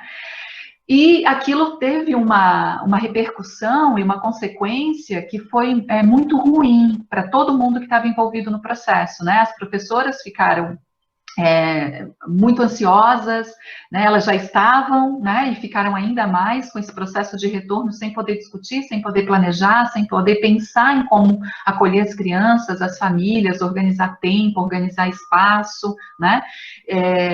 E agora é que as coisas lá, quase um mês e tanto, porque eles voltaram no dia, se não me engano, dia 13, foi dia 13, né? Dia 13 de maio. Então, depois de um mês e tanto, é que as coisas já começaram a se acalmar um pouco mais e eles foram avaliando outras possibilidades, né? Mas, vejam que, num país que tem um país que tem esse governo, que é um governo centralizado, né? E que determina uma determinada coordenação da política num sentido que confronta com as nossas defesas, é muito difícil, né? É difícil porque elas foram criando formas, claro, alternativas de resistência, né? Mas é muito complicado. Se a gente fosse pensar no Brasil, com a orientação que o nosso governo tem nesse momento, né, com o que a gente tem visto, a gente tem observado uma total ausência do Ministério da Educação, né? Esse é o fato. O Ministério da Educação não tem orientado, né, as formas de organização das diferentes redes, né? O Conselho Nacional de Educação, que é o órgão responsável, né, que tem essa tarefa, né, de junto ao Ministério da Educação regular, né, e orientar os diferentes entes federados no que tange a educação, fez um debate que ele escolheu determinados interlocutores, né? E esses interlocutores, né, qual foi a nossa participação? A nossa participação foi poder ir naqueles webinários, ouvir o que eles tinham para nos dizer, né? Fazer os nossos comentários, né, quando possível, né, ali no chat, via online, mas isso incidiu em que medida, né? O próprio parecer do Conselho Nacional de Educação, né, que tinha um conjunto de problemas e que a gente fez várias sugestões, mesmo esse parecer, ele também é um parecer que, do meu ponto de vista, é bastante frágil, né? E ele não se detém a questões que são questões fundamentais para nós no âmbito da educação e que precisariam estar explícitas, né? E aquele jogo, né, de flexibilizar dias, não flexibilizar horas, né? Tudo isso causa para nós, né, uma indefinição que só nos traz mais problemas do que possibilidades, né? Então, nesse momento, a gente, de fato, vive uma situação que é uma situação de uma total ausência de uma coordenação nacional, né? Eu concordo com a pergunta que foi feita. Agora, por outro lado, eu fico pensando o que significaria ter uma coordenação nacional com esse governo que nós temos, né? Assim, o que seria proposto se essa coordenação nacional acontecesse? O que nós temos dito e discutido muito no âmbito, sobretudo, do movimento social, né, do MIEB, é a importância de nós fazermos essas incidências locais, né? De nós fazermos diálogos com os nossos conselhos de educação, sejam estaduais ou municipais, né? De nós discutirmos com as nossas secretarias de educação, com os gestores, né? E efetivamente termos espaços de debate para discutir essas questões, né? Isso é fundamental de ser pensado. E nós ainda temos órgãos que são órgãos do ponto de vista do judiciário que podem, né, nos apoiar no sentido do encaminhamento de algumas ações. É claro, nem sempre esses órgãos respondem na direção, né, que a gente gostaria, mas são órgãos que têm uma legitimidade, né, nesse papel, por exemplo, o Ministério Público, né? Eu até socializei que ontem, acho que foi ontem ou anteontem, circulou em alguns grupos uma nota que o Ministério Público do Trabalho fez especificamente tratando do trabalho dos professores e professoras em tempos de pandemia, né? Vejam que esse documento é um documento super importante, né? É uma nota que busca orientar, mas que nos ajuda a fazer o debate da salvaguarda do direito dos profissionais, né? Que é um direito extremamente, que está extremamente fragilizado nesse momento, né? E esse eu acho que é um outro aspecto para a gente considerar, né? Porque quando a gente fala nessa fragilização, né, dos processos e nessa ampliação das desigualdades, a gente está falando das crianças, a gente está falando das famílias e a gente está falando dessas desigualdades que, no caso do Brasil, né, elas são estruturais e elas afetam grande parte da população. A gente não está falando de uma pequena parte da população que é afetada, mas a gente está falando de uma grande parte da população que é afetada, né? Como o dado ali que eu trouxe, mais de 70% das famílias, né, que têm crianças de 4 anos, recebem de nenhum, né, a um salário mínimo de renda per capita. Então, é muito baixo, né, de você não ter nenhuma renda, né, a ter até um salário como renda per capita. Se a gente considerar, né, que quem tem crianças ou convive com crianças sabe o que significa, né, quais são as demandas cotidianas para manter uma vida, né, em condições, né, de bem-estar e de qualidade de vida para as crianças. Então, obviamente que esses são elementos importantes, mas a gente também tem que olhar para os aspectos que dizem respeito ao contexto da educação. E quando a gente olha para o contexto da educação, a gente vê que essa precariedade também está presente dentro das instituições educacionais, né? E o caso das professoras, para mim, né, é um caso bastante importante de ser olhado no tocante à educação infantil, porque a gente está falando de profissionais, né, que muitas vezes já vinham, né, historicamente vinham, né, com uma vinculação que era uma vinculação bastante precária, né, de modo geral, as profissionais da educação infantil, quando a gente faz um comparativo, né, há vários estudos que fazem isso, né, tem um texto mais clássico, que é do Tiago Alves e do José Marcelino Rezende Pinto, que trazem, né, que eles vão trazer esse dado quando eles fazem uma comparação entre o salário das diferentes profissões, né, com o mesmo nível de formação, com o salário dos professores e das professoras que tenham formação em nível médio ou ensino superior ou até pós-graduação. E eles comparam esses salários. Então, no âmbito da educação, a gente já tem salários que são muito mais baixos, né? Mas é gritante a diferença. Quando você analisa internamente na educação, quem são as profissionais que têm os melhores salários dentro da educação básica? São as professoras de educação infantil, né? E as demais profissionais, porque a gente não tem só professoras na educação infantil, né? A gente tem um conjunto de outras profissionais que compõem ali o que no censo se denomina de auxiliares, né? Mas que tem nomenclaturas múltiplas, né? Brasil afora, né? Então, essas profissionais, elas são aquelas que têm o menor salário, que têm a maior jornada de trabalho diária, né? E que muitas vezes têm as condições mais precárias, né, de trabalho no seu dia a dia. Por quê? Porque elas têm um número bastante elevado, muitas vezes, de crianças por turma, né? Elas, muitas vezes, não têm garantida a sua hora atividade, que é aquele tempo, né, que as profissionais têm direito a 1/3 da sua carga horária para planejar, para estudar, né, para organizar o seu trabalho pedagógico. E na educação infantil, muitas vezes, elas não têm isso assegurado, seja porque não há um processo, né, de efetivação da legislação no âmbito mesmo das redes ou da instituição, quando se trata de uma instituição privada, ou seja porque, muitas vezes, a dinâmica do trabalho da educação infantil faz com que essas profissionais não possam sair de sala para usufruir desse tempo, que até já está previsto, muitas vezes, né, na legislação local, mas que elas não conseguem ter isso assegurado pela falta de profissionais, né, enfim, por tudo que ocorre no dia a dia da instituição da educação infantil. É claro, eu não vou ser ingênua, como diz a Marta Rett, né, quando ela escreve lá aquele texto para falar da avaliação das políticas, né, e dos programas.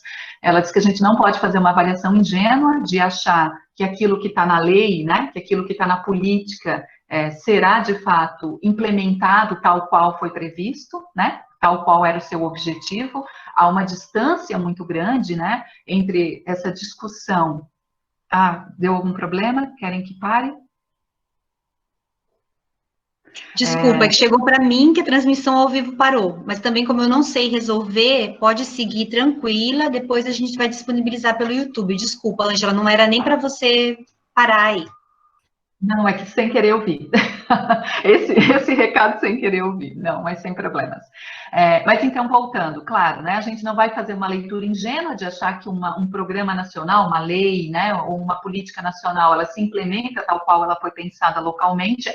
Há todo um processo, inclusive, porque geralmente quem implementa não é quem elaborou, né, mas ao mesmo tempo, a gente precisa olhar com mais atenção o que tem incidido, né, ou o que tem impactado essa não implementação, né, dessas leis, dessas políticas em âmbito local, né? Então, esse diálogo local, para mim, tem sido, cada vez mais tem se colocado como algo necessário nessa nossa atuação política, né, nessa nossa intervenção, porque ao fazer esse debate local, a gente tem mais chance, né? E aí vejam que, em âmbito de Brasil, como eu disse, a desigualdade é imensa, obviamente que em alguns contextos nós teremos uma incidência maior, né? Em outros contextos a gente possivelmente vai ter uma incidência menor, mas a gente não pode abrir mão, né, desse nosso papel, de olhar para o que está acontecendo no nosso entorno, de olhar para o que está acontecendo nos nossos municípios, né, seja nas redes privadas quanto nas redes públicas, e aí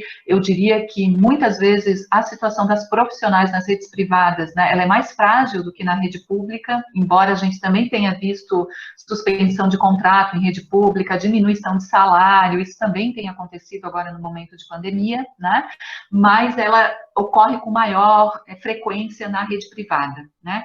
Justamente porque com a suspensão das atividades, muitas instituições privadas, sobretudo de pequeno porte, né, não têm conseguido se manter, né? E, portanto, a opção, né, muitas famílias têm optado em retirar as crianças das instituições, porque têm percebido, né, que não há uma perspectiva de retorno, né, tão breve, embora haja movimentos nesse sentido, né, mas muitas famílias têm percebido que não há, e algumas, de fato, têm optado por não retornar, né, por não trazer as crianças novamente para as instituições. Então, isso obviamente tem um impacto, né, no modo como essas instituições mantêm ou não mantêm os vínculos dessas profissionais, né? E essas profissionais, assim, por já terem, né, um histórico de vida que é de baixo salário, muitas delas têm que lidar já com essa organização de vida mais precária, né? Muitas vezes não tendo condições nem materiais, né? As que têm tido que fazer atividades remotas, né? Os relatos são constantes do quanto é difícil, né?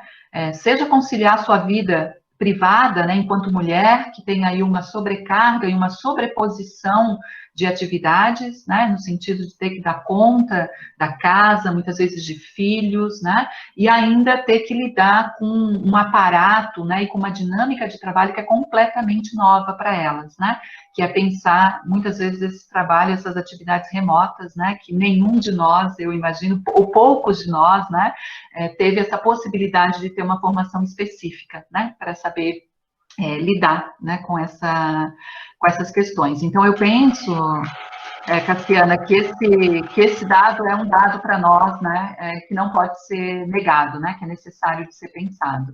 Quer fazer alguma outra questão? E é tão importante isso que você está falando, né, que ao mesmo tempo que a gente cobra tanto, né, querendo o apoio do Ministério, a gente sabe os riscos de pedir esse apoio. E o próprio documento da Undime, né, publicado agora recentemente, alerta para exatamente isso que você falou, a necessidade de pensarmos junto aos municípios, até por conta das especificidades. Então, nós temos duas alternativas. Eu sei que você tem mais dados aí, nós já fomos derrubadas da apresentação ao vivo, nós estamos só nessa sala agora, mas eu também penso que seja importante ouvir as perguntas. Eu posso te fazer mais uma questão? Por favor, por favor. Né? A professora Adriana Platt, ela diz assim, tem uma narrativa do novo normal, né, que também se apoia na desigualdade e na exclusão, uma vez que essa nova realidade provavelmente esteja mais voltada aos acessos tecnológicos e distanciamento higienista entre classes, apoiando, por exemplo, na EAD aos setores antes resistentes, né, ou homework. A educação infantil está preparada para este novo normal? Pois vai reduzir o sujeito a uma massa de desassistidos históricos. Perdemos todos nós. Qual é a sua leitura? Ótima pergunta, maravilhosa. É a sua colega aí que já de Floripa. Sim, sim. Obrigada pela pergunta, Adriana. Primeiro, assim, uma coisa que nós precisamos pensar nessa questão que tu trazes, né, do novo normal, né? Primeira coisa, não há novo normal EAD para a educação infantil. Não existe, né? Assim, as pessoas que estão defendendo, e aí vejam, mais uma vez, o quanto esse momento, aquilo que eu dizia lá inicialmente na minha fala, o quanto esse momento, ele abre essa brecha, né? Para que essas iniciativas privadas que já estavam presentes, né? No âmbito da educação, principalmente da educação superior, né, que a gente viveu esse processo no início dos anos 2000, que foi muito forte, e nos anos 90 também, né, com o processo de possibilidade de oferta de cursos que eram cursos à distância, e não só dos cursos à distância, mas nós também vivemos na pedagogia, por exemplo, a partir da LDB, a aprovação dos Institutos Superiores de Educação, né, então instituições que não precisavam desenvolver ensino, pesquisa e extensão, né, bastava desenvolver ensino, e aí essas redes privadas, elas se proliferaram, né, de um modo gigantesco, e veja como o discurso, isso que a Adriana chama a atenção, é super importante de pensar, que é um discurso de mitigação das desigualdades, né, é esse discurso que está na base da implementação desse tipo de política, né, então assim, como poucas pessoas têm acesso, à medida que eu faço a oferta por essa via, eu amplia o acesso das pessoas, né? Mas aí a gente teria que discutir qual é o conceito de qualidade de educação, né? De que modo a gente também efetivamente tem incluído aqueles que já estavam excluídos, porque novamente é uma parcela apenas que será incluída, né? E no caso da educação infantil, isso é ainda pior, porque na educação infantil a gente não tem, né, nem do ponto de vista legal, amparo para implementar uma educação remota, uma educação à distância, ou seja lá o nome que queiram dar, né? Mas nós não temos amparo legal para a educação infantil, ela é ilegal, né? A gente não pode propor, e ainda temos as questões que estão diretamente vinculadas à especificidade pedagógica, né? Então, na educação infantil, o que seria nós pensarmos, né? E eu acho que quando a gente olha para a especificidade 0 a 3, isso fica ainda mais forte, mas não vamos esquecer das crianças de 4, 5 anos, né? Mas o que seria nós pensarmos um trabalho à distância com crianças pequenas, né? Que sequer a gente defende que fiquem muitas horas em frente às telas, né? Que tem como forma de constituição da sua relação com os conhecimentos, com os saberes que estão no mundo, a sua relação direta com eles, né? Para as crianças, a presença corporal, a interação face a face é fundamental. Então, como que eu vou pensar um trabalho à distância com crianças pequenas, em que o primeiro elemento que se põe é esse, né? Uma intermediação que é tecnológica, que não permite, né, essa interação direta, esse contato, essa atenção, e quando nós temos, no âmbito da relação com as crianças, essa dimensão da educação e cuidado como, né, uma dimensão chave, como uma dimensão central.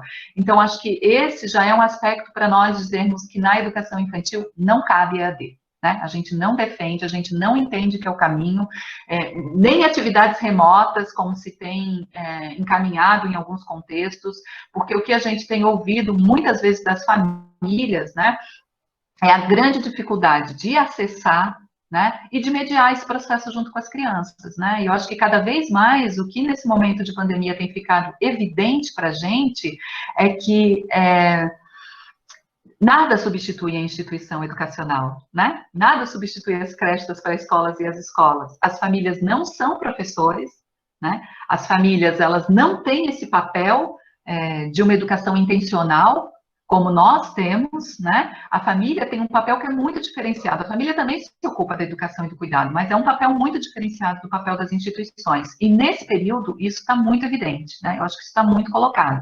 Mas, por outro lado, Adriana, eu fico sempre me perguntando também, né? E tenho refletido muito sobre isso, por isso que eu quis trazer esses dados iniciais, né? Sobre a desigualdade que a gente vive no país, né?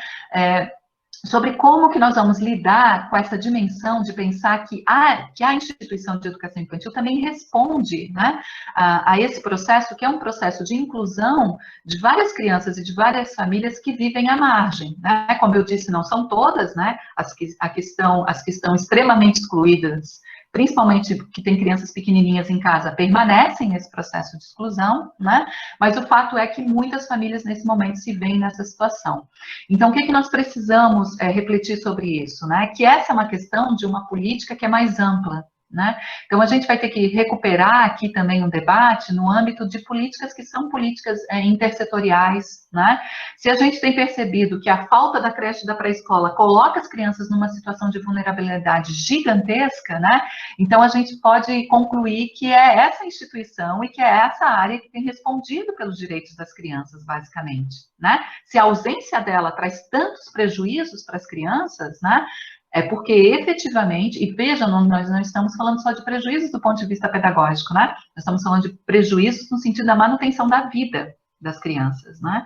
Então, a gente precisa, sim, pensar que está mais do que na hora, né, da gente efetivamente fazer esse debate sobre quais são as políticas, né, que têm sido pensadas e que têm colocado as crianças como pauta prioritária na sua agenda, né? Nesse momento, eu diria que é bem importante que localmente a gente se atenha ao fato de que a gente teve uma lei que foi aprovada, né, que é uma lei que permite essa segurança alimentar das crianças, né? Eu acho que muitos de vocês acompanhou um pouco esse processo, né? Que é a lei que permite que a merenda, né? Que toda alimentação que faz parte do Plano Nacional de Alimentação Escolar, que ela seja redistribuída para as famílias, né? Então, os municípios escolheram diferentes formas de fazer isso. Alguns municípios entregam o alimento, montam cestas básicas, né, e entregam para as famílias. Outros repassam o recurso, né? Mas vejam, tem tido muitos problemas nesse sentido, muitos problemas mesmo, de família que fez cadastro para receber o recurso e nunca recebeu resposta, né? De famílias que não têm condição de buscar alimentação na instituição. Então, a gente tem acompanhado também esse movimento que é difícil, né, de ser coordenado, mas que é necessário.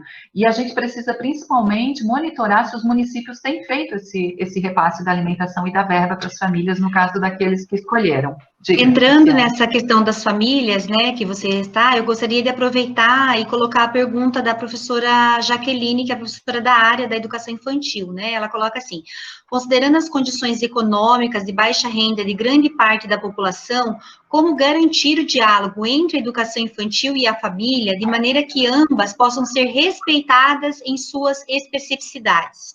Né, aproveitando que você está falando do tema, acho que já poderia discutir um pouquinho isso que a professora está colocando. Então, eu penso assim, quem que fez a pergunta, Cassiana, desculpa? É a professora Jaqueline Delgado.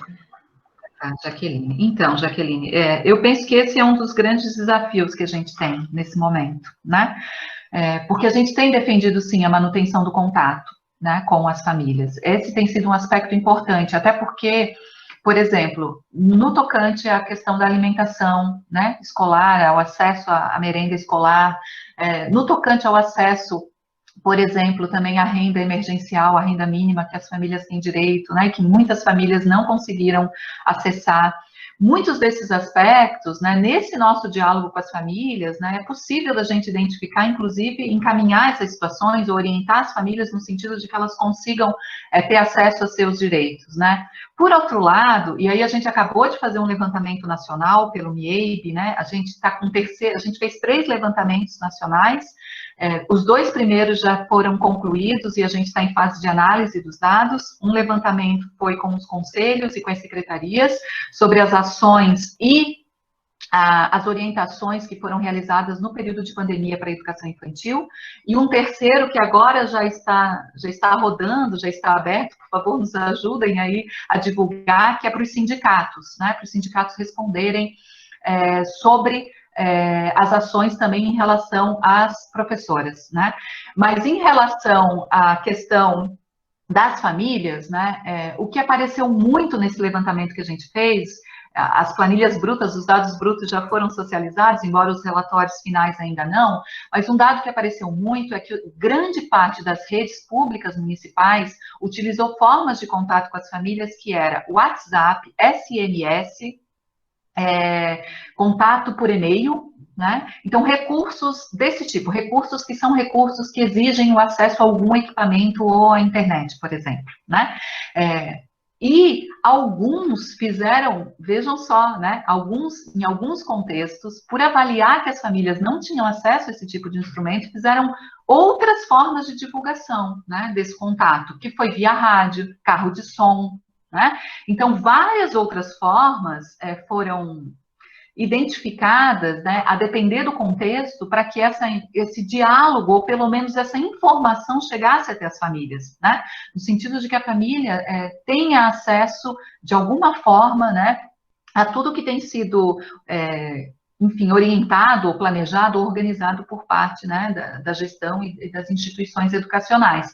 Mas, obviamente, que não é fácil, né? Assim, aparece um grande percentual de famílias, e na pesquisa que foi feita pela Fundação Carlos Chagas, também esse dado aparece, né, quando se pergunta sobre o retorno, por exemplo, né, das crianças que acessam as plataformas, que fazem as atividades, ou que as famílias, né, dão retorno, aparece que tem um percentual ali significativo, se não me engano, 25% daqueles que não deram retorno, né, em relação a essas formas de interação, né? E aí nós vivemos uma situação que é muito desafiadora, porque com a orientação de isolamento social é muito difícil você fazer esse contato indo até a família, né? Porque nós temos essa restrição nesse momento.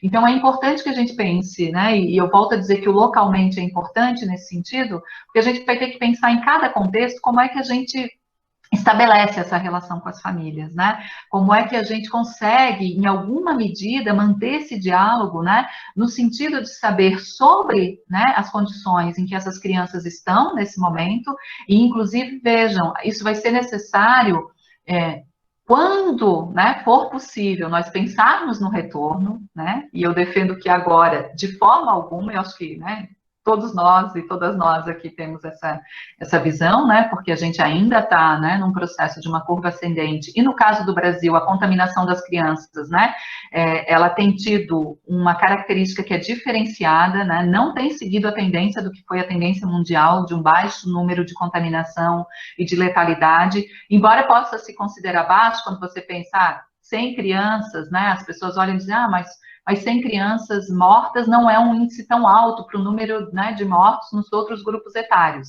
Mas comparado com o que é a tendência nacional, é altíssimo, né? É muito alto, né? Então, a gente também vai ter que ter atenção de que o Brasil tem tido uma característica diferenciada, justamente por conta das nossas desigualdades, né? A população que mais tem adoecido e a população que tem sofrido mais as consequências, por exemplo, é a população negra. E quando a gente pega a análise, né, por exemplo, se a gente fosse olhar para as famílias, né, que são as famílias monoparentais brasileiras, né, grande parte das famílias monoparentais brasileiras, que são providas por mulheres, 61% são mulheres negras, né? Então, assim, são aquelas que estão, nesse momento, também sofrendo processos de não ter salário, né, de estar em casa com seus filhos, né, e ainda estar em situações mais precárias, né, e justamente são aquelas que têm mais chance, né, de se contaminar. Então, a gente vive essa dubiedade, né? Porque o contexto de vida não é um contexto de vida favorável para a proteção, para o cuidado, né? Mas trazer também essas crianças e as suas famílias para as instituições também não é um contexto favorável do ponto de vista de que a interação social eleva muito as chances de contaminação. É o que efetivamente, né, promove a contaminação, né? Então, a gente vai ter que olhar para essas questões de uma forma muito cuidadosa. E aqui, essas políticas, que são políticas mais amplas, vejam, elas são fundamentais, né? Ter a garantia da renda emergencial para as famílias, ter a garantia, né, dessas famílias que estão com crianças, ter a garantia da alimentação, da entrega da alimentação, que é um direito, que já está previsto numa lei. Todas essas garantias que são mais amplas, elas precisam, nesse momento, assim, ser o foco, né, do nosso esforço coletivo, né, no sentido do que, para nós, nesse momento, uma grande prioridade é a vida das pessoas. E aí, a gente, paralelamente, né, faz a nossa agenda do campo da educação, que é uma agenda que a gente não pode se distrair em momento algum, né? Assim, acho que quando a Adriana diz dessa importância de a gente tomar cuidado, né? Porque esse nosso novo normal, por que esse discurso vem com uma força tão grande? Porque algumas alternativas que deveriam ter sido vistas, né? E muitas equivocadas, né, que deveriam ter sido vistas como alternativas, como paliativos para esse momento, vocês podem ter certeza que elas vão aparecer para nós como políticas permanentes para o campo, como proposta de políticas permanentes para o campo da educação, né, principalmente nesse âmbito dessa oferta, né, do acesso a serviços, a produtos tecnológicos, né, então a gente tem que fazer o nosso trabalho de casa também, que é discutir, né, que o que se tem avaliado é que esse momento de pandemia se buscou alternativas, e algumas delas muito aligeradas, né, sem debate público, sem avaliação de contexto, né? Então, se isso foi feito nesse momento de forma aligerada, há experiências que são diferenciadas, inclusive no estado do Paraná, e que vale a pena a gente olhar para elas, né? A gente teve o caso da participação, por exemplo, da secretária de Educação de Piraquara, num debate conosco, né, Cassiana, que foi muito interessante, uma preocupação grande dessa leitura de contexto, de saber quem são as famílias, como elas estão, né, agora que se tem começado a estabelecer, né, um outro tipo de contato com as famílias, mas vejam, a gente precisa olhar para isso com atenção, e a gente não pode repetir esse erro, do meu ponto de vista, nesse processo de planejamento de um retorno, que não é agora, né, que vai ser mais para frente, mas que a gente vai precisar pensar sim, vai precisar pensar sobre as estruturas das nossas instituições, sobre a formação das nossas profissionais para esse processo, né, sobre os recursos que serão necessários para que a gente efetivamente, né, possa garantir condições de volta e de uma educação com qualidade, né, para as crianças, para os profissionais, para as famílias, né? Então, a gente tem uma pauta, que é uma pauta extensa, né? E penso que a gente, enquanto coletivo, precisa se organizar no sentido de atuar na defesa, né, e na incidência dessa pauta. Acho que esse cuidado que você está apontando do provisório poder se tornar permanente, ele já vai um pouco respondendo a pergunta da professora Eliacir, mas mesmo assim eu vou colocar para ver se você quer acrescentar alguma coisa. A professora diz assim, esta política pode levar ao desmonte das escolas de educação infantil e ao fortalecimento do homeschooling? Eu acho que você até alertou para outras coisas, né, venda de materiais e tudo mais, né? Então, eu queria que você falasse um pouquinho mais sobre isso, né, se pode levar esse desmonte. E só para aproveitar, Ângela, para a gente poder encurtar um pouquinho, né, a questão do tempo, eu já vou aproveitar e trazer um pouquinho a preocupação da Isabela também. A Isabela, ela fala assim, eu gostaria de saber o seu parecer com relação ao novo normal, né, em relação à questão da doutrinação. Aí eu perguntei para a Isabela o que ela queria dizer com isso, né, só para esclarecer um pouquinho.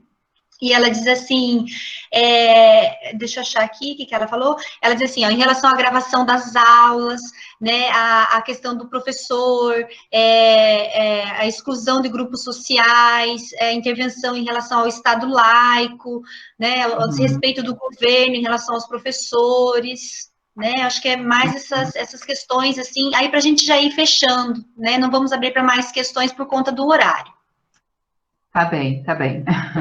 Bom, em primeiro lugar, assim, uma questão que a Eliacir coloca que eu acho que é também super importante em relação ao desmonte, vejam, tem muita coisa importante acontecendo nesse momento, né, e que a gente, pelas demandas cotidianas, né, e eu acho que todo mundo aqui tem um pouco dessa sensação de que nunca se trabalhou tanto, né, como a gente tem trabalhado agora, porque essa questão de nós estarmos nas nossas casas, né, acessando remotamente o trabalho, não nos permite fazer o corte, né, assim, já era difícil fazer antes, né, agora está muito mais difícil, a gente não consegue fazer esse corte, essa transição de sair do local de trabalho e vir para casa, né, e estabelecer horários e momentos de trabalho. Então, a gente tem tido uma sobrecarga de trabalho gigantesca. Eu acho que todos e todas aqui devem estar com essa sensação, né? Por conta disso, né, por tantas demandas que nós temos, muitas vezes é difícil da gente acompanhar tudo que está acontecendo, né? Mas tem muita coisa acontecendo e muita coisa que a gente precisa estar atento. Porque o desmonte da educação, né? Assim, esse desmonte da educação, ele já vem, né, há algum tempo, né, eu acho que ele nunca nos abandonou.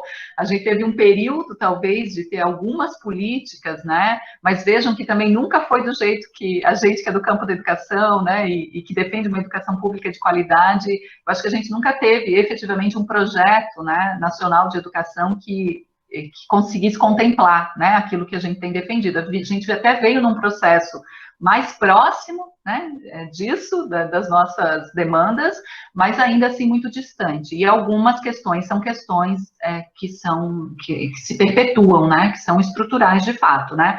Eu volto a dizer, a questão do financiamento da educação é uma delas, né. Então, assim, tanto de garantia do financiamento, quanto de destinação desse financiamento, né? Porque a gente não resolveu isso na LDB, não resolveu isso no Plano Nacional de Educação, né?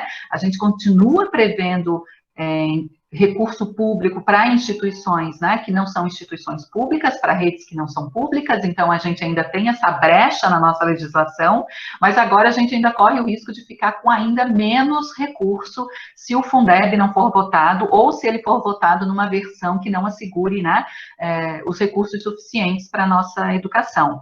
Alguns colegas, né, e alguns colegas que eu respeito bastante lá da Universidade do ABC, têm feito um debate super interessante sobre essa possibilidade de a gente não ter escola no retorno, né? Eles dizem, será que a gente vai ter escola quando a gente retornar para a escola, né? Porque eles dizem, sem recurso, com demissão em massa de profissionais em alguns contextos, né? Com essa possibilidade também, talvez, né, do não retorno, né, das crianças, dos estudantes, a depender das condições que a gente tiver, né? Porque pode ser que, e vejam bem, né? Assim, quando a gente faz isso, a gente tem que fazer algo que tem que ser muito planejado, muito bem pensado do ponto de vista dos protocolos, né? Porque se nós pegarmos a rede de São Paulo, por exemplo, na legislação da rede de São Paulo estão previstas 29 crianças para uma professora na pré-escola, né? Na legislação. Fora o que ocorre no cotidiano, que são os casos, né, de a gente ter processos de judicialização. Então, você pode chegar a ter 35 crianças em algumas salas com uma única professora, né? Muitas vezes no espaço físico muito restrito. Então, pensem, né, a pergunta que eles fazem é, será que nós teremos escola, né, nesse retorno? Né, o que terá? E com o avanço dessas propostas à distância, né? Então, vejam que muitas vezes, inclusive, há desigualdade, né? As condições precárias que estão no nosso contexto, elas justificam, inclusive, a implementação dessas outras políticas. Por que não o homeschooling? Por que não a EAD? Né? Se as nossas condições estruturais, se as nossas condições reais são tão precárias. A gente tem que tomar muito cuidado com esse tipo de discurso. Né? Porque a nossa defesa não é de implementação de outras políticas como educação à distância ou homeschooling para a educação básica, né? E não pode ser. Num país tão desigual como o nosso, vocês imaginem, né, quem serão os prejudicados, quem serão os excluídos, né? A gente vai continuar com esse processo de exclusão, então a gente não pode defender nem homeschooling, nem educação à distância, nem como paliativo, gente. Nem como paliativo, porque nem agora tem funcionado, né? Então, a gente precisa repensar essa dinâmica, a gente precisa repensar essa lógica. E vejam que a gente já vinha com tensionamento. Inclusive, no próprio projeto do Fundeb, né, a professora Dorinha, que é uma parlamentar que encabeçou vários debates, né, e que foi super importante no encaminhamento desse processo, durante o período de pandemia agora, ela fez uma inclusão de uma solicitação do homeschooling, né, de recurso dentro do Fundeb que possa ser considerado como para ser destinado para homeschooling. Pensem nisso, né? Então, é muito sério que esse tipo de proposta avance. Então, esse desmonte, ele vem acontecendo, né, junto com todo esse processo que a gente está vivendo, e muitas vezes, né, ele passa despercebido por nós, né? Não é à toa que a gente tem tido aí tantos movimentos e tantas campanhas, né, por várias frentes no âmbito da educação. Então, acho que a gente precisa, sim, olhar com atenção, né, para isso que a Eliacir diz. É um risco cada vez maior, né, e mais presente, e a gente vai ter que acompanhar esses processos e também se contrapor a eles, né? E nesse momento, infelizmente, mesmo com a troca de ministro, né, a gente não tem boas expectativas, né? A gente não tem bons indicativos que a gente vai ter outros caminhos aí, né, no governo, na orientação da nossa política educacional. Pelo contrário, porque esse ministro também tem uma visão bastante privatista. Então, eu acho que é um grande desafio. E para fechar, né, vou pegar a pergunta aqui da Isabela em relação ao debate da doutrinação, né?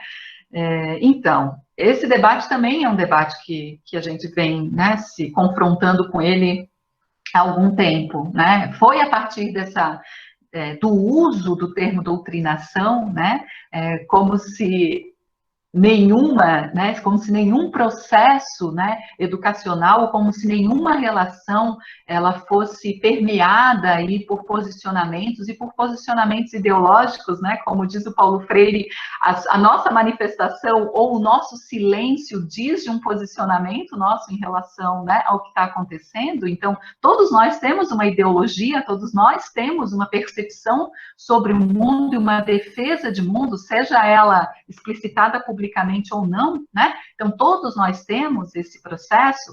Agora, dizer que aquilo que os professores fazem na educação pública, e principalmente na universidade, né, nós temos vivido isso de uma forma muito intensa, essa perseguição, né, com esse discurso de que há um processo de doutrinação, né, ele permanece, e agora, Isabela, com esse elemento, que é o fato de nós termos cada vez mais, isso já tem acontecido, né, alguns estudiosos no começo do processo da pandemia e da suspensão das atividades presenciais já chamaram a atenção disso, né, para isso, o que significaria os professores estarem fazendo aulas, né, aulas remotas, videoaulas, e que essas aulas podem ser gravadas, né, e que essas aulas podem ser utilizadas, inclusive, para se questionar aquilo que os professores estão dizendo, né?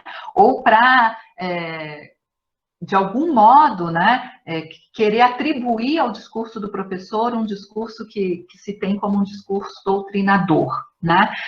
Mais um elemento aqui que tem uma exigência nossa, né, inclusive de debate em diferentes contextos, e aqui o espaço que a gente tem nesse momento é o espaço virtual, né, a gente não tem conseguido fazer por outras vias, infelizmente, nesse momento é impossível, mas eu julgo que é fundamental que a gente debata isso de forma mais aberta, porque o debate só entre nós não resolve. Né?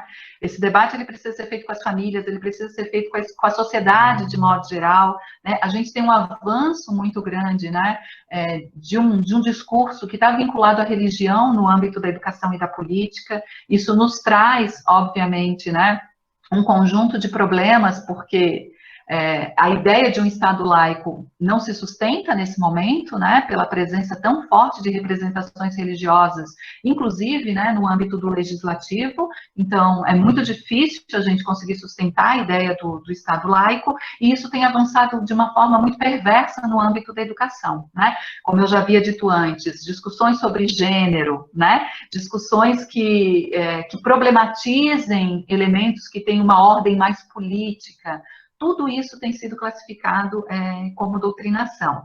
Agora, o que é o nosso papel, o que eu compreendo que é o nosso papel, é de problematizar essas questões, né? E de, inclusive, mostrar que é muito mais tendencioso você ter uma perspectiva religiosa, né, dentro dos espaços decisórios e dos espaços educacionais, do que você discutir pautas que são pautas políticas e que afetam a vida das pessoas cotidianamente, né? Até porque a nossa legislação, a nossa própria Constituição defende isso, né? A nossa Constituição defende o direito das pessoas, né, de se manifestarem, né, defende, ela proclama esse direito, né? Então, se nós temos esse direito proclamado e nós temos um Estado que, teoricamente, é um Estado laico, né, é muito mais ideologizante, né, é muito mais doutrinante a gente pensar numa perspectiva, né, de uma tendência religiosa do que a defesa ou a discussão, né, das pautas políticas, né? Então, acho que e aqui eu digo das pautas políticas, né, porque tudo que implica educação é político, né? Não tem como a gente falar na educação sem um compromisso, sem uma implicação política. Então, acho que é outro tema bastante importante. A gente teve alguns ganhos, né, alguns avanços, por exemplo, da inconstitucionalidade do Escola Sem Partido, né, a discussão de gênero, que está sendo pautada nos últimos dias, também com ganho super importante, né, no âmbito do STF. Então, acho que a gente tem conseguido avançar, né, mas a gente ainda tem, eu acho que vários elementos aqui que se colocam e que nesse momento em que a gente tem feito essas atividades, que são atividades virtuais, né, a gente fica ainda mais, digamos, exposta a esse tipo de questionamento, né, e a esse tipo de acusação que é infundada, né. Ângela, tenho certeza que você tinha preparado mais coisas, né? Eu que te interrompi, eu sei que eu não deixei. Eu sei que você tinha, né, outros dados, até porque você tem acompanhado de perto aí o relatório, né, as pesquisas do FEIPAR, do MIEB, mas realmente por conta do tempo e também da nossa curiosidade, por dar oportunidade para as pessoas perguntarem e tentarem fazer esse diálogo e que, né, esse desejo de te ouvir, de estar junto. Então, achei importante também a gente fazer essa escuta com as pessoas, né? Então, por isso que eu te interrompi ali, peço desculpas por isso. Mas, assim, eu queria te agradecer imensamente, né, em nome da área de educação infantil. Eu tenho certeza que nós da área fizemos uma excelente escolha, né, as minhas colegas, meu colega estão mandando mensagem aqui. A área está muito contente com essa escolha, com esse convite. Queremos te agradecer, quero te agradecer também em nome do Departamento de Educação, né, em nome da professora Rosana, em nome do colegiado, da professora Zuleika, de todos os nossos colegas. Dizer assim que nós abrimos essas nossas atividades do curso de pedagogia com muito carinho, com a tua presença, assim, fez com que esse momento fosse realmente especial. Muito obrigada, tá? Tá todo mundo te felicitando aqui no chat, dizendo que foi, assim, excelente mesmo a sua contribuição, né? Você aceitou prontamente, você é uma pesquisadora super respeitada, né? Especialmente no âmbito da educação infantil, mas você tem uma visão além, né? Consegue se articular. Eu tenho certeza que professores de outras áreas que assistiram, né? Tem professor dizendo ali que queria mais. Mas agora as pessoas vão te procurar em outros momentos também, e agora com essa nossa vida virtual, com todos os problemas, a gente tem aí uma vantagem, né, que é essa facilidade do acesso e dos encontros que o espaço virtual nos apresenta e nos possibilita. Então, muito obrigada mesmo por aceitar o nosso convite, por estar conosco na abertura do nosso curso de pedagogia, nesse nosso retorno, nesse momento difícil, mas que você trouxe um pouquinho de afeto e de esperança, mesmo com um tema tão difícil para nós. Muito obrigada mesmo. Imagina, Cassiana, eu que quero agradecer as palavras, estou vendo que as pessoas estão escrevendo, para mim foi um prazer, e acho ótimo, assim, quando há um diálogo no sentido também de construir a fala, né, porque eu tenho estudado a questão das desigualdades na interlocução com a educação infantil, mas nem sempre eu tenho espaço para falar sobre isso, né, muitas vezes as falas já vêm com uma encomenda fechada, né, e muitas pessoas nesse momento têm me chamado para falar sobre a questão do retorno, né, justo pela preocupação. Então, eu quero agradecer imensamente de ter podido tratar, né, do assunto que me é muito caro e que me interessa, e dizer que em outros momentos, né, a gente mantém, como a gente já fez anteriormente. Eu acho que fazer nesse momento é importante, a gente segue aí no diálogo e segue também juntos na resistência e na luta, né, que, de fato, assim, não queria fazer uma fala pessimista, mas era uma fala mesmo no sentido, né, dessa nossa tomada de consciência e também da necessidade dessa nossa organização coletiva, né, acho que isso é super importante. Obrigada pela oportunidade, viu, Cassiana? Muito obrigada por nos provocar e obrigada a todos vocês que permaneceram na sala conosco até esse momento. Obrigada mais uma vez à área de educação infantil pela possibilidade. Obrigada, gente. Um beijo e bom dia para todo mundo. Até mais. Obrigada, Ângela.